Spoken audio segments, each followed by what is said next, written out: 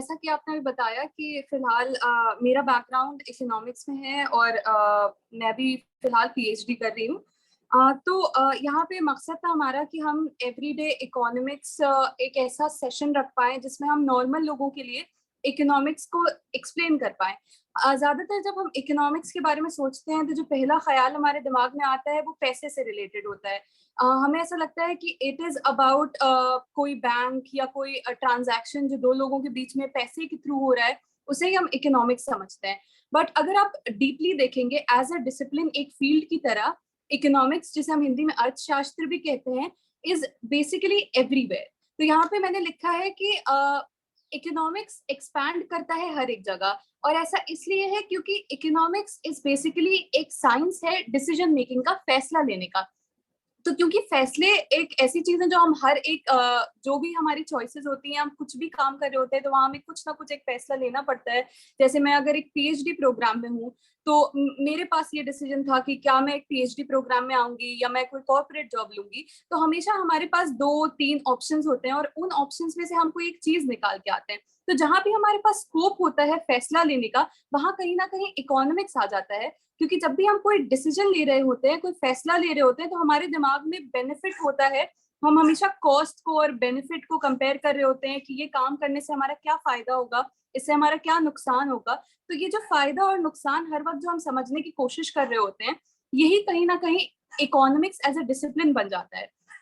तो साधारण भाषा में इकोनॉमिक्स हर जगह है, और क्योंकि हमारे फैसले हम हर जगह ही ले रहे होते हैं, तो इकोनॉमिक्स का समझना इसलिए भी हमारे लिए जरूरी है क्योंकि ऑलमोस्ट हर एक चीज जो हमारे सामने है वो कहीं ना कहीं उसमें कोई ना कोई इकोनॉमिक पर्सपेक्टिव है। तो यही हमारा मकसद था इस सेशन का कि हम इकोनॉमिक्स को आसान भाषा में हम सब तक पहुंचा पाए, एक अंडरस्टैंडिंग डेवलप हो पाए। तो यहाँ पे हम देखेंगे स्लाइड में एक टेक्स्ट बुक डेफिनेशन लिखी है इकोनॉमिक्स की, कि इकोनॉमिक्स क्या है। टेक्स्ट बुक डेफिनेशन इकोनॉमिक्स की क्या कहती है? तो इकोनॉमिक्स स्टडी है स्कार्सिटी की, कमी की। जो भी हमारे पास रिसोर्सेज हैं, जो भी हमारे पास नेमतें हैं, वो लिमिटेड होती हैं, महदूद होती हैं। तो उन रिसोर्सेज से अगर तो क्योंकि हमारे पास रिसोर्सेज जो लिमिटेड है, महदूद है, तो हमें हमेशा उसमें कोई ना कोई चॉइस होती है एसोसिएटेड, कि अब हमारे पास 10,000 ही रुपए हैं, तो हमें 5 काम करने हैं। तो हमेशा हमारे पास रहेगा कि हमारे जो पैसे हैं वो लिमिटेड हैं और हमें काम 5 करने हैं। तो हम हमेशा अपने लिमिटेड रिसोर्सेज, अपनी लिमिटेड नेमतों के हिसाब से फैसले करते हैं। और कहीं ना कहीं यही है text book definition of economics, और यही डेफिनेशन एक्सपैंड करती है बहुत सारे सेक्टर्स में, जैसे कि कंजम्पशन, हम क्या कंज्यूम करते हैं, प्रोडक्शन, इकोनॉमी में जो भी गुड्स सर्विसेज सामान जो भी प्रोड्यूस होता है, इन सब पे एक्सपैंड करती जाती है। तो हमारा मकसद यही है कि हम पहले इस टेक्स्ट बुक डेफिनेशन को यहाँ देख लें और उसके बाद फिर उसके इम्प्लीकेशंस को नॉर्मल लाइफ में, रोजमर्रा की जिंदगी में देखें, जिससे कि सबको बेहतर तरीके से ये टॉपिक समझ आ सके। तो इकोनॉमिक्स जो हमेशा हम सोचते हैं तो हमें लगता है कि ये पैसों के बारे में है, ये बैंकिंग के बारे में है, इसमें कहीं ना कहीं इन्वेस्टमेंट आ रहा है, कुछ बैंक से रिलेटेड है, पैसों से रिलेटेड है। बट अगर हम देखें तो ये नंबर से बहुत ज्यादा ऊपर एक चीज है। इसमें हमेशा हमारा एक वो रहता है, एक लॉजिकल और इफेक्टिव यूज ऑफ रिसोर्सेज एक टर्म आता है, कि जो भी हमारे पास रिसोर्सेज है, क्योंकि वो लिमिटेड है, तो हमेशा हमें देखना है, रैशनली सोचना है कि हम अपने लिमिटेड रिसोर्सेज का इस्तेमाल किस तरीके से करते हैं, कि जो हमारी यूटिलिटी है, जो हम पाना चाहते हैं, वो सही तरीके से हमें सबसे ज्यादा सेटिस्फैक्शन के साथ मिल पाए। तो इसलिए हम कह रहे हैं यहाँ पे कि इकोनॉमिक्स सिर्फ नंबर नहीं है, एक क्रूड साइंस नहीं है, इट इज अबाउट एवरीथिंग, और ये हर जगह एक्सपैंड करता है। तो अगर हम प्रोडक्शन की बात करें, एम्प्लॉयमेंट की बात करें, इन्वेस्टमेंट जो हम करते हैं, कोई बैंक इन्वेस्टमेंट करते हैं, या हम गोल्ड में इन्वेस्ट कर रहे हैं, इन्वेस्टमेंट्स की बात करें, या हम मैक्रो इकोनॉमिक लेवल पे जब एक कंट्री इन्वेस्ट करती है, तो या कोई कंपनी इन्वेस्ट करती है, तो उन इन्वेस्टमेंट्स की बात करें, सेविंग की बात करें, हेल्थ की बात करें, क्योंकि हेल्थ कहीं ना कहीं बहुत ज्यादा क्रूशियल है इंसान की जिंदगी के लिए। और जब तक इंसान हेल्दी नहीं होगा, वो कोई काम नहीं कर पाएगा। तो इंसान खुद भी एक रिसोर्स है, इंसान के होने से बहुत सारे काम हो पाते हैं। तो कहीं ना कहीं हेल्थ भी हमारा इकोनॉमिक्स का एक पार्ट बन जाता है, पैसा इकोनॉमिक्स का पार्ट है, बैंकिंग सिस्टम इकोनॉमिक्स का पार्ट है, गवर्नमेंट जो पॉलिसीज बनाती है देश को चलाने के लिए, जो टैक्सेशन की पॉलिसीज होती हैं, या गवर्नमेंट कोई सब्सिडी देती है, या कोई पीडीएस जैसे पब्लिक डिस्ट्रीब्यूशन सिस्टम है जहाँ लोगों को खाना मिलता है, तो ये सारे ही इकोनॉमिक से रिलेटेड हैं। इसके बाद बहुत सारी चीजें हैं कि जब हम बात करते हैं ग्लोबलाइजेशन की, कि जिस तरीके से अब हमारी जो कंट्री है, जो इकोनॉमी है, वो अब ओपन हो गई है और बाहर की बहुत सारे मल्टीनेशनल कंपनीज हमारे यहाँ करके अपने सेंटर्स खोल पाते हैं, इन्वेस्टमेंट्स कर पाते हैं। तो ये जो ग्लोबलाइजेशन है या ये जो अर्बनाइजेशन है कि अब नए नए इंडस्ट्रीज आ रही हैं, चीजें अर्बनाइज होती जा रही हैं, हम लोग एग्रीकल्चर से, खेती से ऊपर उठ करके टर्शरी, कॉर्पोरेट, इस तरह के काम कर रहे हैं। तो ये जो अर्बनाइजेशन का प्रोसेस है या जो इंटरनेशनल ट्रेड का प्रोसेस है, दो कंट्रियों के बीच में जो लेन देन होती है, तो ये सब कुछ ही इकोनॉमिक्स के अंदर आता है। इन्वायरमेंटल इश्यूज भी हमारे इकोनॉमिक्स के अंदर आते हैं, क्योंकि अगेन इन्वायरमेंटल इश्यूज हमारे, क्योंकि जो हमारा इन्वायरमेंट है वो अगेन वो महदूद एक एंटिटी है, वो अनलिमिटेड नहीं है। तो क्योंकि वो अनलिमिटेड नहीं है और क्योंकि बहुत ज्यादा हमने क्या कहते हैं पोल्यूशन फैलाया है, और जो हमारे इंसेसेंट यूज ऑफ रिसोर्सेज हैं, हमने बिल्कुल भी एग्जॉस्ट कर दिए अपने रिसोर्सेज को, उनकी वजह से जो आज क्लाइमेट चेंज हो रहा है, इन्वायरमेंटल इश्यूज हो रहे हैं, ये जो क्लाइमेट चेंज है वो एग्रीकल्चर पे अफेक्ट कर रहा है, खेती पे इसका प्रभाव है, तो इससे बहुत ज्यादा लोग पीड़ित हैं। तो ये सारे जो इश्यूज हैं, ये सब कुछ इकोनॉमिक्स के अंदर आ सकता है। तो ये काफी बड़ी डिसिप्लिन है, इसकी सब डिसिप्लिन भी काफी हैं। तो जिन्हें इकोनॉमिक्स में इंटरेस्ट होता है तो उनको पता होगा कि इकोनॉमिक्स एजुकेशन में भी एक्सपैंड करती है। मॉनेटरी इकोनॉमिक्स करके भी एक फील्ड है जहां हम खास मनी की बात करते हैं, पैसे की बात करते हैं। इन्वायरमेंटल इकोनॉमिक्स का ये फील्ड है जहाँ पे हम इन्वायरमेंट की बात करते हैं। इसी तरीके से एनर्जी इकोनॉमिक्स है, जिसमें कहीं ना कहीं मैं अभी अपनी पीएचडी में काम कर रही हूँ कि एनर्जी जो है वो कोयले से आएगी, कि हम रिन्यूएबल रिसोर्सेज लेके आएंगे, किस तरीके से इलेक्ट्रिसिटी एनर्जी का कंट्री में प्रोडक्शन होगा। ये सारे जो इश्यूज हैं, क्योंकि हर एक इश्यूज में हमारा डिसीजन मेकिंग इन्वॉल्व है, एक चॉइस इन्वॉल्व है, वो कहीं ना कहीं इकोनॉमिक्स से रिलेटेड है। तो इसलिए हमारा ये समझना बहुत जरूरी है कि इकोनॉमिक्स सिर्फ नंबर नहीं है, सिर्फ पैसे की बात नहीं हो रही है, इससे कहीं ऊपर उठ करके कॉन्सेप्ट है, जहां भी डिसीजन मेकिंग है, जहां भी चॉइस है, वहां इकोनॉमिक्स एग्जिस्ट करता है। इसके बाद इकोनॉमिक्स दो तरीके का होता है, इकोनॉमिक्स पर्सनल हो सकता है और इकोनॉमिक्स यूनिवर्सल हो सकता है। जब हम पर्सनल इकोनॉमिक्स की बात करें, क्योंकि हमारी रोजमर्रा की जिंदगी में हम हर हर मिनट कोई ना कोई चॉइस कर रहे होते हैं। अगर हमें आज कुछ खाना है तो हम ये डिसाइड कर रहे होते हैं कि हमें घर पे खुद से बना के खाना है या हमें बाहर से खाना है, और ये डिसीजन पूरी तरीके से हमारे रिसोर्सेज पे डिपेंड करता है कि हमारे पास कितने पैसे हैं। अगर मेरे पास बहुत ज्यादा पैसे होंगे तो मैं बाहर जाके भी खा सकती हूँ, अगर मेरे पास बहुत ज्यादा पैसे नहीं होंगे उस वक्त तो शायद मैं प्रेफर करूंगी घर में बनाना। तो ये जो भी इंडिविजुअल चॉइसेस हैं, जो हर टाइम अपनी रोजमर्रा की जिंदगी में जो हम अपने बेनिफिट्स के हिसाब से, अपने पास रिसोर्सेज के हिसाब से जो डिसीजंस ले रहे होते हैं, वो कहीं ना कहीं माइक्रो इकोनॉमिक्स के अंडर आ जाता है। तो यहाँ जिस हिसाब से लिखा है कि micro economic studies the implication of individual human action, कोई एक अकेला इंसान जो ह्यूमन एक्शंस कर रहा है, जो एनालिसिस कर रहा है अपने दिमाग में कि ये क्या होना चाहिए, हम अपना बेनिफिट और कॉस्ट तोल रहे होते हैं कि हमारा इसमें खर्चा कितना है और इससे हमें बेनिफिट क्या क्या मिल रहा है। और ये हर जगह होता है, इवन व्हेन जब मैं डिसीजन ले रही हूँ कि मुझे एक पीएचडी करनी है या मुझे एक कॉर्पोरेट जॉब करनी है, तो कहीं ना कहीं मैं एनालाइज कर रही होती हूँ कि इसमें मेरा कॉस्ट क्या जा रहा है इन दोनों प्रोफेशन में, और मुझे दोनों प्रोफेशन में बेनिफिट क्या मिलेगा, या दोनों प्रोफेशन से मुझे यूटिलिटी क्या मिलेगी, मुझे कितना सेटिस्फैक्शन मिलता है कॉर्पोरेट जॉब करके या पीएचडी करके। तो ये जो फैसले होते हैं हमारे डे टू डे लाइफ के इंडिविजुअल फैसले, वो कहीं ना कहीं माइक्रो इकोनॉमिक्स के अंदर आ जाते हैं। ये बहुत बेसिक लेमैन वे में मेरा समझाने का मतलब है, बट कहीं ना कहीं रिसोर्सेज क्योंकि स्कार्स होती हैं, हम हमेशा अपना वो बंडल बना रहे होते हैं कि हमारे पास इतना, हमारी इनकम इतनी है, हमारे पास इतना पैसा है, अब इन पैसों में हमें घर चलाना है, तो हम ये कैसे चलाएंगे, क्या हम अपना बकेट बनाएंगे, हम कौन सी चीजें खरीद रहे होंगे, हम कितने पैसे इन्वेस्ट कर रहे होंगे। तो पर्सनल लेवल पे जब ये बात हो रही है, जब ये बात आप इंडिविजुअल लेवल पे कर रहे हैं, तो वो माइक्रो इकोनॉमिक्स है। अब यहाँ पे आर ऑफ टाइम लिखा है, तो आर ऑफ टाइम, टाइम भी क्योंकि एक महदूद एंटिटी है, बहुत हमारे पास अनलिमिटेड टाइम नहीं होता है, तो हमारा जो टाइम होता है उसमें हम डिसाइड कर रहे होते हैं कि मुझे इस टाइम में खेलना है, या मुझे इस टाइम में पढ़ना है, या मुझे इस टाइम में ये टॉक लेनी है, ये सेशन अटेंड करना है। तो ये सारे जो डिसीजंस हैं ये कहीं ना कहीं माइक्रो इकोनॉमिक्स है, क्योंकि यहाँ पे आप इंडिविजुअल लेवल पे सोच रहे हैं, अपने बेनिफिट्स और कॉस्ट तोल रहे हैं, और आप क्या करना चाहते हैं वो डिसाइड कर रहे हैं। तो जो common day to day economics है, जैसे कि मुझे कैश पे करना चाहिए ये ट्रांजैक्शन करते वक्त, या मैं गूगल पे कर सकती हूँ, या मुझे ये बोरो करनी चाहिए मनी ये गाड़ी लेने से पहले, या मुझे एक लीज साइन करके गाड़ी लेनी चाहिए, या मैं कैश पे करके इस गाड़ी को लूँ। तो ये जो इंडिविजुअल डिसीजंस हैं ये सारे माइक्रो इकोनॉमिक्स के अंदर आते हैं। उसके बाद यहाँ पे एक और क्वेश्चन लिखा है, should I take out loan or invest in the stock market. तो आपके पास पैसे हैं, आप डिसाइड कर रहे होते हैं कि क्या मैं अपना पैसा स्टॉक मार्केट में इन्वेस्ट करूं या मैं अपना पैसा नॉर्मल एक फिक्स डिपॉजिट में डाल दूं। तो ये सारे जो डिसीजंस हैं इंडिविजुअल डिसीजंस अगेन वो माइक्रो इकोनॉमिक्स के अंदर आते हैं, इसलिए हमने यहाँ लिखा है economics is personal as well. दूसरी चीज है इकोनॉमिक्स यूनिवर्सल हो सकती है, क्योंकि यूजुअली जो हमारी अंडरस्टैंडिंग होती है इकोनॉमिक्स की वो यूनिवर्सल लेवल पे ही होती है, क्योंकि जब भी हम इकोनॉमिक्स के बारे में सोच रहे होते हैं कहीं ना कहीं हमारा ख्याल पैसे की तरफ होता है, महंगाई की तरफ होता है,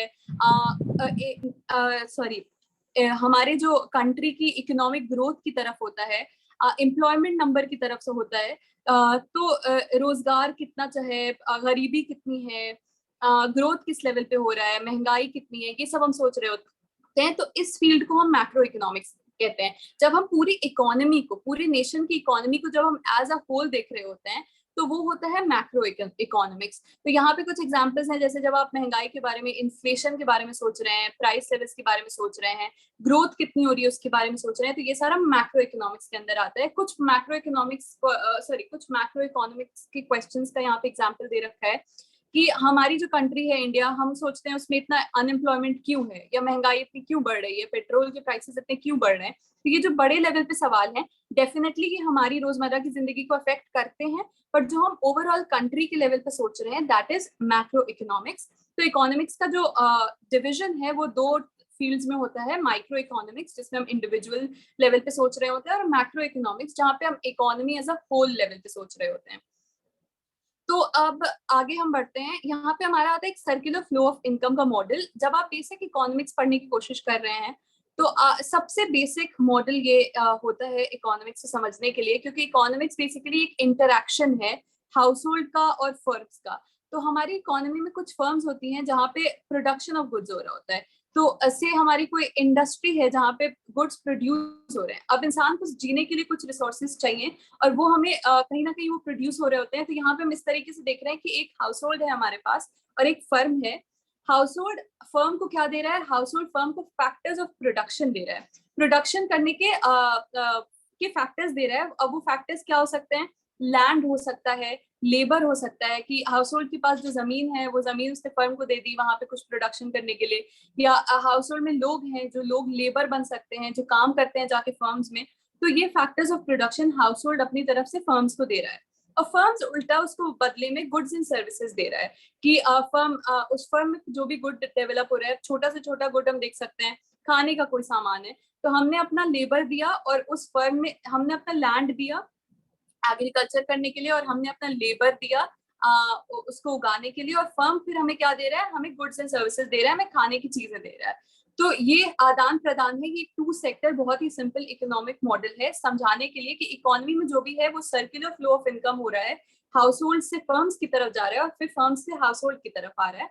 अब इनकम जो दे रही है हाउस होल्ड, क्योंकि वो चीजें कंज्यूम कर रहे हैं तो वो उसके लिए कुछ पैसा दे रहे हैं जिसको हम यहाँ पे कंजम्पशन एक्सपेंडिचर कह रहे हैं। फर्म्स जो भी प्रोडक्ट बना रहे हैं उसको जब हम खरीद रहे हैं तो हम फर्म्स को कुछ पैसा दे रहे हैं, तो वो पैसा इनकम हमारी तरफ से हाउस होल्ड से फर्म की तरफ जा रहा है। और फर्म्स क्योंकि हमारा लेबर यूज कर रहा है या हमारा लैंड यूज कर रहा है तो लैंड के लिए वो रेंट देगा, या हमारा लेबर यूज कर रहा है तो हमें उसके वेजेस, हमारा उसका भत्ता देगा।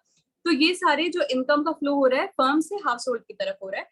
थोड़ा सा टेक्निकल लग रहा होगा बट ये एक छोटा सा मॉडल है टू अंडरस्टैंड कि इकोनॉमिक्स जो बेसिकली क्या हो रही है वो एक सर्कुलर फ्लो है इनकम का जो हाउस होल्ड से फर्म्स की तरफ हो रहा है। ये बहुत ही सिंपल मॉडल है। असल इकोनॉमी में ऐसा इतना सिंपल सब कुछ नहीं होता है, बिकॉज उसमें गवर्नमेंट इन्वॉल्व होती है, बैंकिंग सेक्टर इन्वॉल्व होता है। तो हम आगे एक डायग्राम देखेंगे जो दिखाएगा कि कितना कॉम्प्लेक्स हमारा सर्कुलर फ्लो ऑफ इनकम हो सकता है। तो हमारे पास ये डायग्राम है, यहाँ पे हम देख सकते हैं कि ये थोड़ा सा एग्जैक्ट रिप्रेजेंटेशन है इकोनॉमी में काम कैसे होता है। वो बहुत ही ज्यादा किताबी लेवल पे था, ये थोड़ा असल लेवल पे है क्योंकि असल लेवल पे बहुत ही ज्यादा कॉम्प्लेक्स फैक्टर्स होते हैं। हाउस होल्ड होता है, फर्म्स होता है, बट उसके साथ साथ गवर्नमेंट भी इन्वॉल्व होती है, गवर्नमेंट टैक्सेस लगा रही होती है, गवर्नमेंट सब्सिडीज दे रही होती है, हमारे फाइनेंशियल मार्केट्स होते हैं जहाँ पे हम इन्वेस्टमेंट्स कर रहे होते हैं, या फाइनेंशियल मार्केट्स फर्म्स को काम करने के लिए उनको पैसा दे रही होती हैं। हमारा मार्केट होता है फैक्टर्स ऑफ प्रोडक्शन का। हर बार लेबर के लिए हमारे पास एक मार्केट है, लैंड के लिए हमारे पास मार्केट है, या जो कैपिटल है जो मशीनें हैं जो गुड्स को प्रोड्यूस कर रही हैं उनका एक मार्केट है, तो ये भी इन्वॉल्व हो जाता है। ओवरसीज सेक्टर भी इसमें दिखाया गया है, तो ओवरसीज सेक्टर में आ सकती है इंटरनेशनल ऑर्गेनाइजेशंस या इंटरनेशनल कंट्री जो हमसे एक्सपोर्ट कर रही हैं, हमारा गुड्स इंपोर्ट हो रहा है। तो इस तरीके से ये एक एग्जाम्पल है कैसे इकोनॉमिक्स मूव कर रहा है, एक सर्कुलर फ्लो ऑफ इनकम हो रहा है पूरी इकोनॉमी में, और यहाँ पे ये दिखाने की कोशिश करी गई है। तो बेसिक यहाँ पे अंडरस्टैंडिंग डेवलप करने की कोशिश की है कि पूरी इकोनॉमिक्स इज अबाउट जो सर्कुलर फ्लो ऑफ इनकम हो रहा है, apart from the decision making aspect जहाँ पे हम फैसले ले रहे हैं। यहाँ पे हर एक एंटाइटी, हाउस होल्ड है या फर्म है या गवर्नमेंट है या फाइनेंशियल मार्केट है, ये सब अपने लेवल पे फैसले ले रही है। हाउस होल्ड फैसला ले रहा है कि कोई हाउस होल्ड में एक इंसान है जिसको काम करना है, तो मेरे ऊपर से मैं एक लेबर हूँ, तो मैं ये फैसला ले रही हूँ कि मुझे काम करना है या मुझे फ्री रहना है। तो कहीं ना कहीं ये डिसीजन मेकिंग है, फर्म्स के पास ये डिसीजन मेकिंग है कि उसको क्या प्रोड्यूस करना है, कितना प्रोड्यूस करना है। गवर्नमेंट के पास ये डिसीजन मेकिंग कैपेसिटी है कि गवर्नमेंट को कितने टैक्स लगाना है, कितनी सब्सिडी देनी है, किस किस चीज में गवर्नमेंट को एक्सपेंडिचर करना है। तो ये सारे डिसीजन, सारे ही जो एंटिटीज हैं वो डिसीजन ले रही हैं, और इस तरीके से सर्कुलर फ्लो मॉडल में इनकम घूम रहा है। तो ये बेसिक रिप्रेजेंटेशन है जो किताबी बेसिकली टेक्स्ट बुक इकोनॉमिक्स के अंदर ये एक आता है। खैर, तो आगे बढ़ते हैं। एक बहुत ही ज्यादा, अब मैंने सेशन में कोशिश करी है कि मैं सिंपल कॉन्सेप्ट्स जो कि हम as text book economics 11th-12th में पढ़ते हैं इकोनॉमिक्स के बारे में, और कुछ ऐसे रिसर्च जो हम पीएचडीज में भी करते हैं, तो मैंने ऊपर से नीचे तक आसान भाषा में डील करने की कोशिश करी है। तो यहाँ पे एक बहुत ही बेसिक लॉ आता है इकोनॉमिक्स में, लॉ ऑफ डिमांड और लॉ ऑफ सप्लाई। ये दो अलग अलग लॉज हैं। लॉ ऑफ डिमांड कहता है कि जो प्राइस है, जो पैसा है, जो किसी भी चीज का दाम है, वो इनवर्स रिलेशनशिप रखता है क्वांटिटी डिमांडेड के साथ। कितनी उसकी क्वांटिटी डिमांड हो रही है, इसके साथ एक इनवर्स रिलेशनशिप है। और लॉ ऑफ सप्लाई कहता है कि डायरेक्ट रिलेशनशिप है प्राइस और क्वांटिटी सप्लाइड के बीच में ना। इसका मतलब ये होता है कि जब सप्लाई ज्यादा होती है, जब किसी सामान की सप्लाई बहुत ज्यादा है और उसकी डिमांड बहुत कम है, तो सामान बहुत ज्यादा है बट उसको मांगने वाले, उसको डिमांड करने वाले लोग बहुत कम है, तो खुद ही बखुद उसका जो प्राइस है वो नीचे आ जाता है। इसी तरीके से जब सप्लाई कम है और डिमांड ज्यादा है किसी चीज की, तो उसका प्राइस ऊपर चला जाता है। तो इसका एक एग्जांपल हम ये देख सकते हैं कि लैंड हमारे पास लिमिटेड है, जो हमारे शहर बहुत लिमिटेड है। ज्यादातर इंडिया एक एग्रीकल्चरल इकोनॉमी है, तो गांव ज्यादा है और शहर में जमीन कम हो गई है। तब क्योंकि अर्बनाइजेशन हो रहा है, नई नई इंडस्ट्रीज आ रही हैं, लोग कोशिश कर रहे हैं गांव से शहर में शिफ्ट करने की, तो अब जो शहर की जमीन है उसकी सप्लाई कम हो गई है, क्योंकि ज्यादा से ज्यादा जमीनों पर घर, इंडस्ट्रीज बन चुकी हैं। तो क्योंकि उसकी सप्लाई कम है और डिमांड बहुत ज्यादा है, बहुत ज्यादा लोग गाँव से शहर की तरफ आ रहे हैं, तो जो लैंड की प्राइसेस है, जो जमीन की प्राइसेस है, वो बढ़ चुकी हैं, और काफी ज्यादा प्राइसेस होती हैं शहरों में, जो हमें पता है। तो ये रिलेशनशिप है जो लॉ ऑफ डिमांड और लॉ ऑफ सप्लाई कहलाता है। ये बहुत ही बेसिक लॉज हैं इकोनॉमिक्स के। बेसिकली सप्लाई और डिमांड ऐसे टूल्स हैं इकोनॉमिक्स के जो ऑलमोस्ट हर जगह होते हैं, और इन पे ही डिपेंड करता है कि हमारे डिसीजंस क्या होंगे। तो यहाँ पे फिर एक बात आती है कि जो अमाउंट ऑफ गुड होता है, जो खरीदार खरीद रहे होते हैं,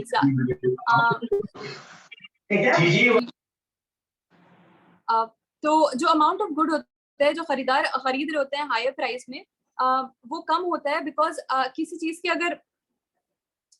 की अगर प्राइस बहुत ज्यादा बढ़ गई है, तो कहीं ना कहीं आपकी इनकम, मतलब आप एक बंडल ऑफ गुड्स कंज्यूम कर रहे हैं, बट अब इसमें से एक गुड की प्राइस बहुत ज्यादा बढ़ गई है, तो अब आप वो गुड खरीदने के लिए आपको कहीं ना कहीं दूसरे गुड के दूसरे सामान को छोड़ना पड़ता है। तो यहीं पे एक कंसेप्ट आता है अपॉर्चुनिटी कॉस्ट का कंसेप्ट, जो कि बहुत ज्यादा इंपॉर्टेंट है इकोनॉमिक्स में। यहाँ पे लिखा गया है कि जब किसी चीज की प्राइस बहुत ज्यादा होती है, जब कोई चीज बहुत महंगी हो जाती है, तो उस वक्त क्या होता है कि हमारी इनकम तो बदल नहीं रही है, बट कोई चीज बहुत महंगी हो गई है, तो कहीं ना कहीं जो हमारी परचेजिंग पावर होती है, जो खरीदने की हमारी शक्ति होती है, वो कम हो जाती है। से हम पहले 10,000 रुपए कमा रहे थे और उस वक्त जमीनें थी 2,000 रुपए की, तो हम वो जमीन खरीद सकते थे, बट अभी भी हम 10,000 रुपए कमा रहे हैं, बट अब जो जमीन है उसके प्राइसेस 10,000 हो चुके हैं। ये बहुत ही ज्यादा हाइपोथेटिकल है, बट ठीक है, 10,000 हो चुकी है, तो अब हम वो जमीन नहीं खरीद पा रहे हैं। इट इज बिकॉज, तो हमारा वहां पे क्या हो रहा है कि हमारी इनकम सेम है, कुछ बदला नहीं है हमारी इनकम के साथ, बट क्योंकि जो जो सामान हमें खरीदना था उसका प्राइस बढ़ चुका है, तो इससे हमारी परचेजिंग पावर घट जाती है, हमारी जो रियल इनकम है वो घट जाती है। हालांकि हमारी इनकम सेम रही है, बट क्योंकि जो सामान हमें खरीदना था उसका दाम बढ़ चुका है, तो हमारी परचेजिंग पावर घट गई है, हमारी रियल इनकम, जिसे हम इकोनॉमिक्स में रियल इनकम कहते हैं, वो घट चुका है, और इसी ही हम कहीं ना कहीं महंगाई कहते हैं। तो खैर, आते हैं हम आगे कॉन्सेप्ट की तरफ। Opportunity cost. अपॉर्चुनिटी कॉस्ट एक बहुत ही ज्यादा इंपॉर्टेंट कॉन्सेप्ट है इकोनॉमिक्स में। कभी भी जब हम कुछ भी, हमने कहा कि फैसले लेने का एक कॉन्सेप्ट है इकोनॉमिक्स की, हर जगह हम डिसीजंस ले रहे होते हैं बेस्ड ऑन क्या हमें प्रॉफिट उससे चाहिए, क्या हमें उससे सेटिस्फैक्शन चाहिए उस कंजम्पशन से या प्रोडक्शन से। हम कहीं ना कोई ना कोई डिसीजन ले रहे होते हैं। तो जैसे कि मैंने बताया कि मैं एक पीएचडी प्रोग्राम में हूँ, मैं पीएचडी प्रोग्राम में हूँ, तो और मैं कोई कॉर्पोरेट जॉब कर सकती थी, तो मेरा पीएचडी प्रोग्राम में होने का अपॉर्चुनिटी कॉस्ट है उस कॉर्पोरेट जॉब को छोड़ देना। आप आज ये सेशन अटेंड कर रहे हैं, उस सेशन को अटेंड करने का आपका अपॉर्चुनिटी कॉस्ट है आपका 2 घंटे का टाइम जो आप पढ़ाई को दे सकते थे, या आपका 2 घंटे का टाइम जो आप स्क्रीन पे कुछ देख सकते थे। तो आपका उस इस सेशन को अटेंड करने का अपॉर्चुनिटी कॉस्ट क्या है? वो 2 घंटा जो आप टीवी देख सकते थे, वो 2 घंटा जो आप पढ़ाई कर सकते थे। तो ये अपॉर्चुनिटी कॉस्ट होती है, और ये हमेशा हर जगह होती है जहां पर आप कोई डिसीजन ले रहे होते हैं, तो आप कोई एक चीज चुन रहे होते हैं किसी दूसरे चीज के ऊपर।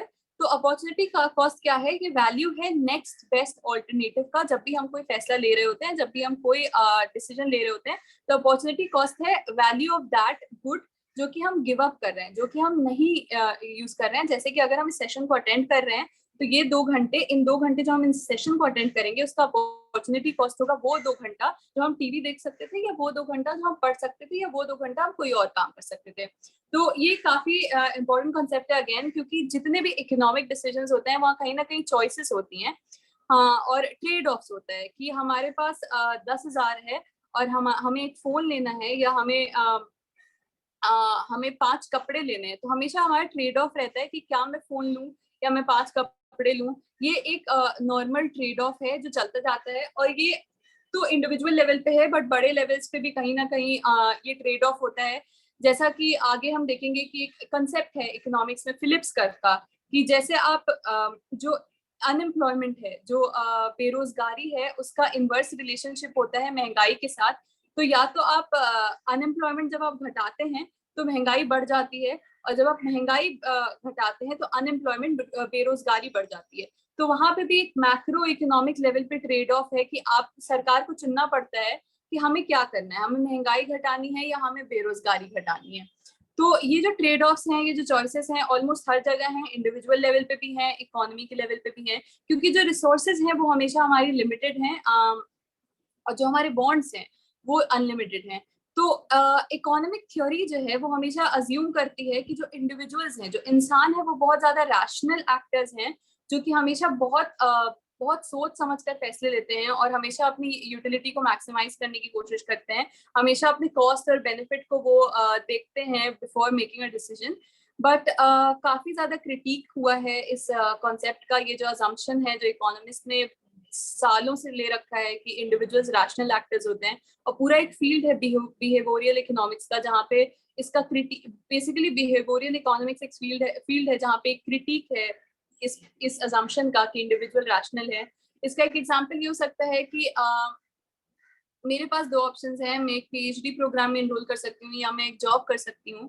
अब आइडियली मैं एक रैशनल एक्टर हूँ, जो कि इकोनॉमिक्स के सारे पुराने इकोनॉमिस्ट कहते हैं कि मैं एक रैशनल एक्टर हूँ, और मैं सोचूंगी कि मुझे किस में ज्यादा बेनिफिट होगा। बट कई बार ऐसा हो सकता है कि मेरा जो डिसीजन हो, अब मुझे पीएचडी में डेफिनेटली 5 साल इन्वेस्ट करने हैं और पैसे कम मिलने हैं। कॉर्पोरेट जॉब में आप 5 साल नहीं इन्वेस्ट कर रहे होते हो, आप स्विच कर सकते हो, आपको पैसे ज्यादा मिल रहे होते हैं। तो यहाँ ट्रेड ऑफ है। अब इकोनॉमिक्स कहते हैं आप रैशनल एक्टर हैं, आप हमेशा बेनिफिट को चुनेंगे, बट मैं नॉर्मल इंसान, मैं इकोनॉमिक्स के हिसाब से रैशनल हो जाती हूँ, क्योंकि हम एक डिसीजन ले रहे हैं जहाँ पे हमें कम पैसा मिल रहा है और हमें ज्यादा टाइम इन्वेस्ट करना है, but that is because of your personal preference. तो कई बार हमारे पर्सनल प्रेफरेंसेस या जो हमारे दिमाग का थॉट प्रोसेस होता है, उसके अकॉर्डिंग हम फैसले लेते हैं जो कि रैशनल नहीं होता है। इसका और एक एग्जांपल हो सकता है, एक कॉन्सेप्ट है इकोनॉमिक्स में जिसे हम डिमॉन्स्ट्रेशन इफेक्ट कहते हैं।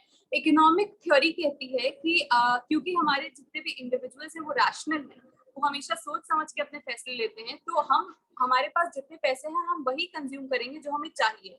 बट हमेशा ऐसा नहीं होता है। जब भी हम मार्केट में जा रहे होते हैं तो काफी बार हम वो चीजें लेते हैं जो हमारे दोस्त ले रहे होते हैं या जो मार्केट में चल रही होती है। हमेशा हमारा कहना होता है कि अच्छा ये मार्केट में अभी ये ट्रेंड चल रहा है तो हम उस हिसाब से ले रहे हैं, तो हमारी वो नीड नहीं है, बट क्योंकि मार्केट में वो ट्रेंड चल रही है या हमारे दोस्तों के पास वो चीज है, हम इसलिए वो सामान खरीद रहे हैं। तो ये इकोनॉमिक थ्योरी के हिसाब से ये इररेशनल बिहेवियर है, और बट स्टिल लोग ये करते हैं। तो इस इफेक्ट को डेमोन्स्ट्रेशन इफेक्ट कहा गया है। इसीलिए क्रिटिक है कि सारे इंडिविजुअल्स वो जो होते हैं वो रैशनल नहीं होते हैं, बट फॉर नाउ हम समझना है कि जो most of the economic theories होती है वो ये अज्यूम करके चल रही होती है कि इंडिविजुअल्स रैशनल एक्टर्स होते हैं। वो हमेशा मार्जिनल कॉस्ट देखते हैं, अपना बेनिफिट देखते हैं कि मेरे कितना कॉस्ट जा रहा है और मुझे इस चीज से कितनी बेनिफिट आएगी, और उस हिसाब से अपना फैसला करते हैं। तो अपॉर्चुनिटी कॉस्ट का कंसेप्ट हम अगेन बहुत ज्यादा इंपॉर्टेंट है टू अंडरस्टैंडिंग इकोनॉमिक्स, क्योंकि बहुत छोटी बात लग रही है ये, बट समझने पे ये देखा जाए तो अपॉर्चुनिटी कॉस्ट ये है कि आप जब भी कोई भी डिसीजन ले रहे होते हो तो कोई ना कोई एक डिसीजन आप वहां पे छोड़ रहे होते हो, तो उस जो वैल्यू है, वो जो चीज आप गिव अप कर रहे हो, वो आपका अपॉर्चुनिटी कॉस्ट है of doing what you are doing right now. तो अब मैक्रो इकोनॉमिक्स की बात करें, क्यों ये मैटर करता है? अभी तक जो हमने देखा वो कहीं ना कहीं माइक्रो इकोनॉमिक लेवल पे था। अब मैक्रो इकोनॉमिक्स क्यों मैटर करते हैं हमारे लिए, क्यों समझना जरूरी है कि तो ज्यादातर जो हमारा जब भी हम इकोनॉमिक्स की बात कर रहे होते हैं या जो नॉर्मल रोजमर्रा जिंदगी में शिकायतें होती हैं कि बेरोजगारी बहुत बढ़ रही है, गरीबी बहुत बढ़ रही है, महंगाई बहुत बढ़ गई है, तो ट्रेड ऑफ्स अगेन हर जगह हैं। जो अपॉर्चुनिटी कॉस्ट है बेरोजगारी को घटाने का, वो कई बार ज्यादा महंगाई हो सकती है। तो ये बिग पिक्चर जो डिसीजंस होते हैं वो मैक्रो इकोनॉमिक डिसीजंस हैं, यहाँ पे भी ट्रेड ऑफ्स देखा जा रहा है। तो यहाँ पे बात करी गई है इन्फ्लेशन की। इन्फ्लेशन जो होता है वो होता है कि कांस्टेंट राइज इन प्राइसेस, एक लंबे वक्त तक प्राइस का बढ़ते जाना इज इन्फ्लेशन। दैट इज हमारी नॉर्मल भाषा में उसे महंगाई कहते हैं। और महंगाई का जो होता है वो इनवर्स रिलेशनशिप होता है, उल्टा रिश्ता होता है बेरोजगारी के साथ। जब भी आप बेरोजगारी को घटाएंगे तो कहीं ना कहीं आपकी महंगाई बढ़ जाएगी, और जब भी आप महंगाई को घटाने की कोशिश करेंगे आपकी बेरोजगारी बढ़ जाएगी। नाउ अगेन जो बहुत ही नया है टू दिस फील्ड, वो ये सवाल करेगा कि हम कैसे महंगाई को घटा सकते हैं या हम कैसे बेरोजगारी को बढ़ा सकते हैं। तो सरकार के पास मॉनेटरी पॉलिसीज होती हैं, फिस्कल पॉलिसीज होती हैं, थ्रू विच सरकार इन्फ्लेशन को, महंगाई को या बेरोजगारी को एडजस्ट कर सकती है। और वो कैसे करती है हम आगे देखेंगे। तो इस रिलेशनशिप को फिलिप्स कर्व के थ्रू दिखाया गया है इकोनॉमिक थ्योरी में। खैर तो यहाँ पे गवर्नमेंट जो होती है हमारी टिपिकली मॉनेटरी और फिस्कल पॉलिसीज पे रिलाई करती हैं इस ओवर स्टिमुलेटिंग को रोकने के लिए, महंगाई को घटाने के लिए या बेरोजगारी को घटाने के लिए। और ये ट्रेड ऑफ गवर्नमेंट को अपने हिसाब से करना पड़ता है कि गवर्नमेंट को उस वक्त क्या चाहिए और उस वक्त क्या सही पॉलिसी हो सकती है। तो यहाँ पे दो चीज होती है जो हमारे लिए इंपॉर्टेंट है समझना, मॉनेटरी पॉलिसी क्या होती है और फिस्कल पॉलिसी क्या होती है। ये दो अलग अलग तरीके की पॉलिसीज हैं। तो मॉनेटरी पॉलिसी में हम सप्लाई ऑफ मनी के साथ डील कर रहे हैं। अब हम यहाँ पे क्योंकि मैक्रो इकोनॉमिक लेवल पे बात कर रहे हैं, इकोनॉमी एज अ होल के लेवल पे बात कर रहे हैं, मॉनेटरी पॉलिसी होती है सप्लाई ऑफ मनी। अब आप पूछेंगे कि सप्लाई ऑफ मनी कौन ऊपर नीचे कर सकता है, तो ये ज्यादातर कंट्रीज में उनकी सेंट्रल बैंक्स करते हैं। जैसे कि हमारी कंट्री में रिजर्व बैंक ऑफ इंडिया है। रिजर्व बैंक ऑफ इंडिया के पास पावर है कि वो इंटरेस्ट रेट को घटा दे। इंटरेस्ट रेट को वो कैसे घटाएगा? रिजर्व बैंक ने इंटरेस्ट रेट घटा दिया, मतलब अब ज्यादातर जो कमर्शियल बैंक है जैसे एसबीआई हो गए या कोई भी नॉर्मल बैंक हो सकते हो जाते हैं, जब इंटरेस्ट रेट घट जाते हैं तो वो कम इंटरेस्ट रेट पे सरकार से पैसे उठा सकता है, जिससे अब कमर्शियल बैंक्स के पास ज्यादा पैसे आ चुके हैं। अब ये ज्यादा पैसे लोग उससे उठाएंगे कम इंटरेस्ट रेट पे। तो जब इंटरेस्ट रेट कम होते हैं तो लोन्स लेना आसान हो जाता है, और सरकार जानबूझ करके इंटरेस्ट रेट को घटाती है कि लोगों के लिए लोन्स लेना आसान हो जाए। लोन्स लेने से क्या होता है, और गवर्नमेंट क्या करती है, वो मनी प्रिंट करती है, क्योंकि उसके पास प्रिंटिंग कैपेसिटी है। गवर्नमेंट अपनी मनी प्रिंट करती है, इंटरेस्ट रेट कम हो जाता है, लोग अब लोन ज्यादा ले रहे हैं। कमर्शियल बैंक सेंट्रल बैंक से लोन ले रही है, और जो इंडिविजुअल्स हैं वो कमर्शियल बैंक से लोन ले रहे हैं। तो कहीं ना कहीं इकोनॉमी में जो क्या कहते हैं सप्लाई ऑफ मनी है वो बढ़ गई है। और जब सप्लाई ऑफ मनी बढ़ जाती है तो आपको क्या कहते हैं ये एडजस्टमेंट हो जाता है इन्फ्लेशन अनएम्प्लॉयमेंट के बीच में। ये monetary policy is totally about supply of money. और फिस्कल पॉलिसी अब क्या होता है? Fiscal policy is about tax और स्पेंडिंग। गवर्नमेंट को जब भी गवर्नमेंट को जब भी ये चीजें कंट्रोल करना होता है तो फिस्कल पॉलिसी के थ्रू कैसे करती है, थ्रू टैक्सेशन या सब्सिडी। गवर्नमेंट को रिस्ट्रिक्ट करना है तो वो टैक्सेस लगा देगी सिटीजन्स पे, गवर्नमेंट को फ्री फ्लो रखना है, सप्लाई ऑफ मनी बढ़ानी है तो वो सब्सिडीज देगी, लोगों के लिए आसान करेगी। तो वो इसको कहते हैं लूजनिंग ऑफ फिस्कल पॉलिसी और कंस्ट्रिक्टिंग ऑफ फिस्कल पॉलिसी। तो अगेन ये दो तरीके की पॉलिसीज हैं जो गवर्नमेंट मैक्रो इकोनॉमिक लेवल पे यूज करती है इन्फ्लेशन और इंटरेस्ट रेट और इन सारी चीजों को एडजस्ट करने के लिए इकोनॉमी में। तो ये डिसीजन कि आपको इन्फ्लेशन घटाना है, बढ़ाना है या आपको बेरोजगारी को बढ़ाना है, ये हमेशा गवर्नमेंट के पास होता है।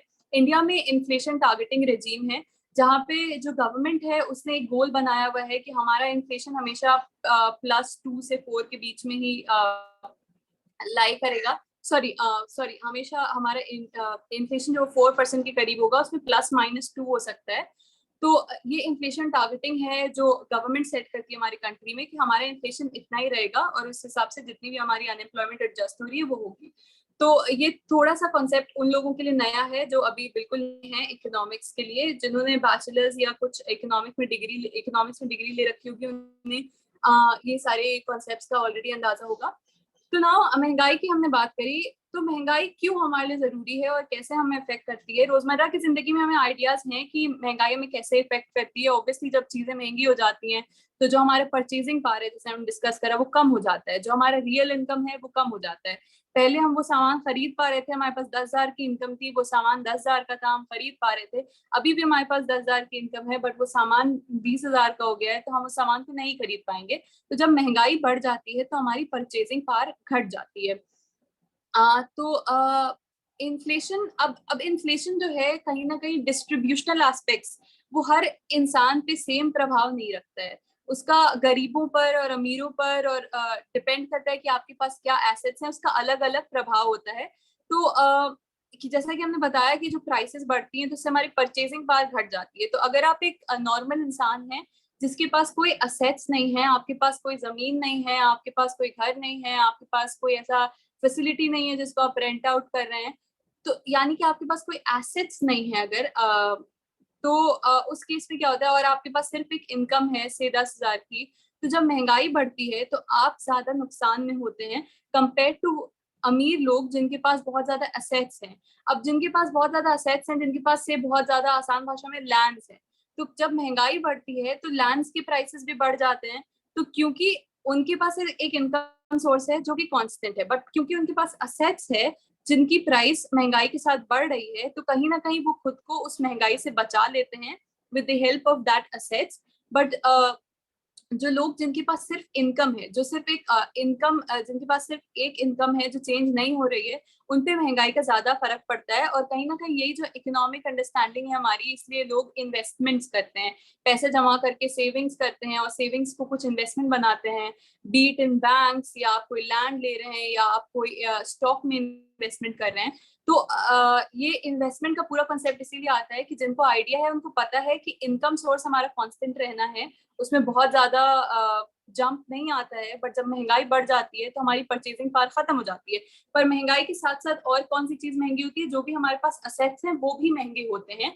तो इसलिए जो इंटेलिजेंट लोग होते हैं जिनको इनका आइडिया होता है वो ऑलरेडी अपनी सेविंग्स को इन्वेस्ट करते जाते हैं रादर देन कि वो अपने इनकम सोर्स पे रिलाई करें। तो कहीं ना कहीं जो सबसे ज्यादा इफेक्ट करता है इन्फ्लेशन वो गरीब लोगों को करता है जिनके पास कोई असेट्स नहीं है, जिनके पास एक मिनिमल सी सैलरीज आ रही हैं या बहुत कम पैसे जो कमा रहे हैं। तो क्योंकि गुड्स महंगे हो गए हैं तो उनका परचेजिंग पावर चला जाता है और सबसे ज्यादा ब्रांड जो डिस्ट्रीब्यूशन एस्पेक्ट है वो गरीब लोगों को ही उठाना पड़ता है।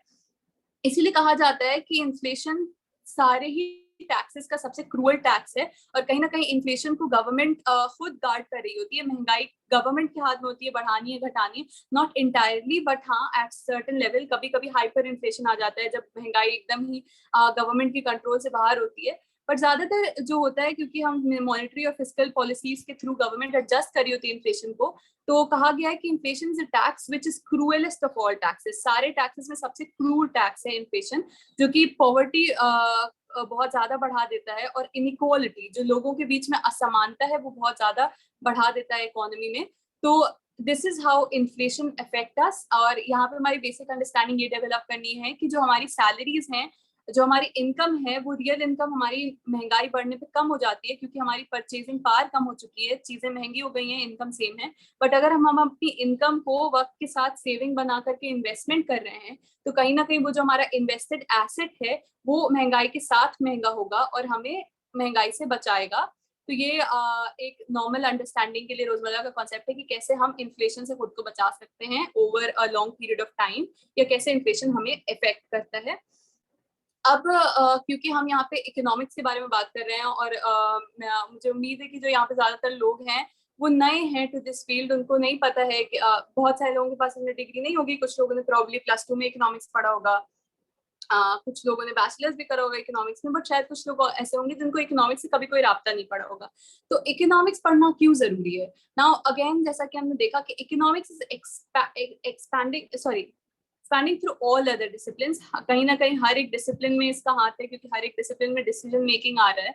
तो इकोनॉमिक्स बहुत ज्यादा इंपॉर्टेंट है। अब हम एज अ कंट्री बात करें तो हमारी कंट्री में असमानता बहुत ज्यादा है, इनइक्वालिटी बहुत ज्यादा है, गरीब बहुत ज्यादा है, और जो ज्यादातर पैसा है इकोनॉमी का वो एक छोटी पॉपुलेशन कंट्रोल करके रखती है।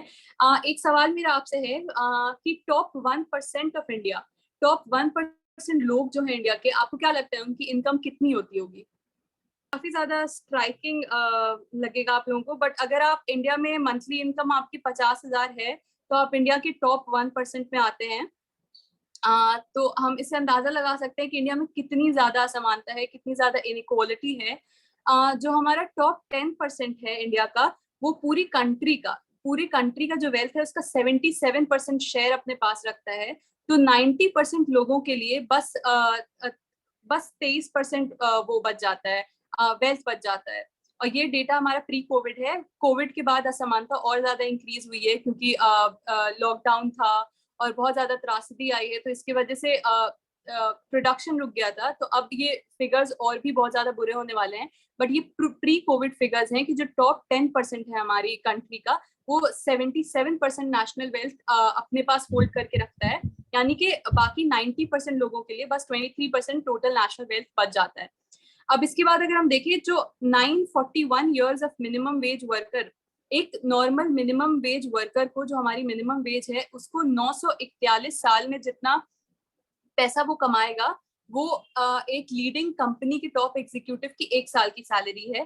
तो इनइक्वालिटी हमारे देश में काफी ज्यादा है। यहाँ पे हमारे पास एक ग्राफ भी है जो कि हमने ऑक्सफैम का डेटा उठाया है। इस आर्टिकल पे हमने सोर्स भी मेंशन कर दिया, अगर आप उस पे जाएंगे तो आप देख सकते हैं उसमें बहुत अच्छा एक डिपिक्शन है कि किस तरीके से different groups of people in India की वो इनकम डिफर करती है, या उनका इनइक्वालिटी किस हिसाब से बदलती है। तो यहाँ पे जो राइट साइड में हमारे ग्राफ है उसमें आप देख सकते हैं कि किस तरीके से एससीज और एसटीज हैं वो बहुत ज्यादा डिसएडवांटेज्ड हैं when we are talking about consumption expenditure. और इस तरफ हम देख सकते हैं कि किस तरीके से मिडिल 40% जो है, हमारा कंट्री का जो मिडिल बीच के 40% लोग हैं, उनकी जो इनकम शेयर है वो डिक्लाइन करती जा रही है।